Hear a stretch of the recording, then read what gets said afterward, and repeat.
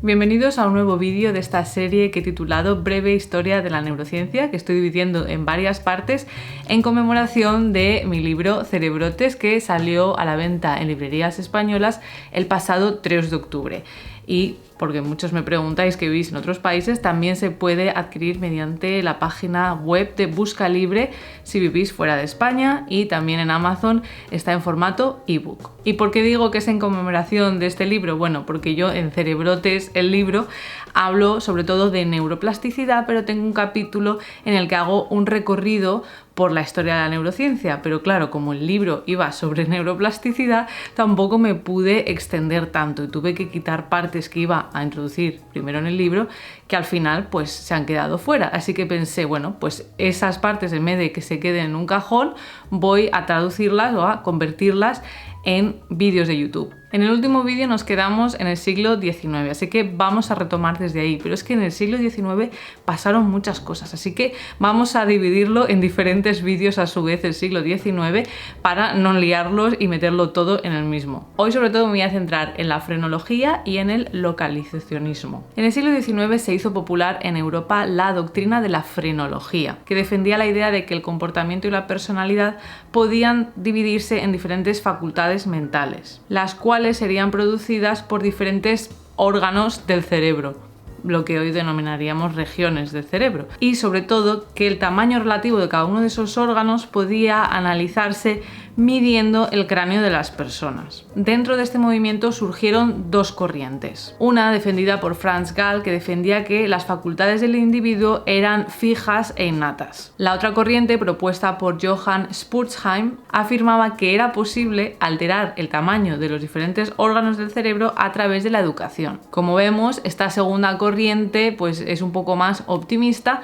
y se parece, salvando las distancias, al concepto que tenemos hoy de neuroplasticidad, en cuanto que el cerebro no sería fijo e inamovible, sino que se podría ir cambiando a lo largo de la vida por medio de experiencias, educación, etc. Y es esta corriente precisamente la que ganó más popularidad en Europa y Estados Unidos. Con el tiempo, la frenología fue siendo algo así como desarrollo personal, pero finalmente la comunidad científica acabó rechazando esta hipótesis, ya que carecía de evidencia científica. A día de hoy se considera la frenología como una pseudociencia del pasado, que además de carecer de evidencia científica, carece de lógica, porque si lo pensamos, incluso aunque pudiera haber regiones del cerebro que fueran unas más grandes que otras y que esto tuviera que ver con las habilidades de una persona o con su personalidad, de ninguna manera podríamos medir esto a través del cráneo, ya que el cerebro pues es un órgano blando que no tiene la capacidad de deformar el cráneo, que es hueso. El segundo tema del que he dicho que iba a hablar, que está relacionado en cierta medida con la frenología, es el localizacionismo. Es decir, la idea de que diferentes funciones cognitivas se pueden localizar en diferentes partes del cerebro, es decir,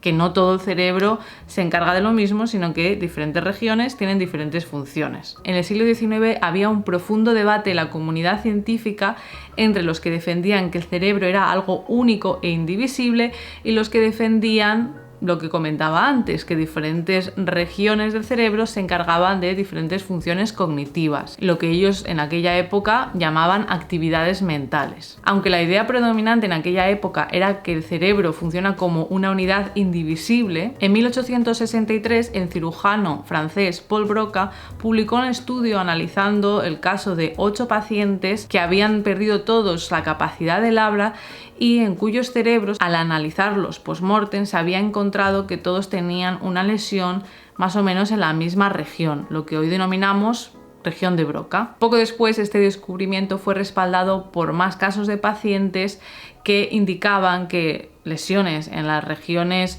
frontales del hemisferio izquierdo producían una pérdida de lenguaje. Unos años después, en 1874, el médico alemán Karl Wernicke describió el caso de una mujer que era capaz de producir lenguaje, pero no de entenderlo. Por lo tanto, Wernicke dedujo que era muy probable que las capacidades de producir lenguaje, de hablar, y de comprender, ¿no?, de escuchar y entender lo que te están diciendo, se encontraran en regiones cerebrales diferentes, lo cual concuerda con nuestro conocimiento actual. Por lo tanto, vemos que se iba inclinando la balanza a favor de la idea de que sí que hay regiones del cerebro que pueden tener funciones concretas. Aunque, como expliqué en este vídeo, en el que hice un resumen muy simplificado de cómo funciona el cerebro, aunque sí que es verdad que hay ciertas regiones encargadas, especializadas hasta cierto punto en funciones diferentes, al final el cerebro funciona en conjunto y unas regiones se comunican con otras. Algo que podemos estudiar, por ejemplo, con la técnica de resonancia magnética funcional. En el siguiente vídeo hablaré de algo muy curioso que tiene que ver con un gran descubrimiento científico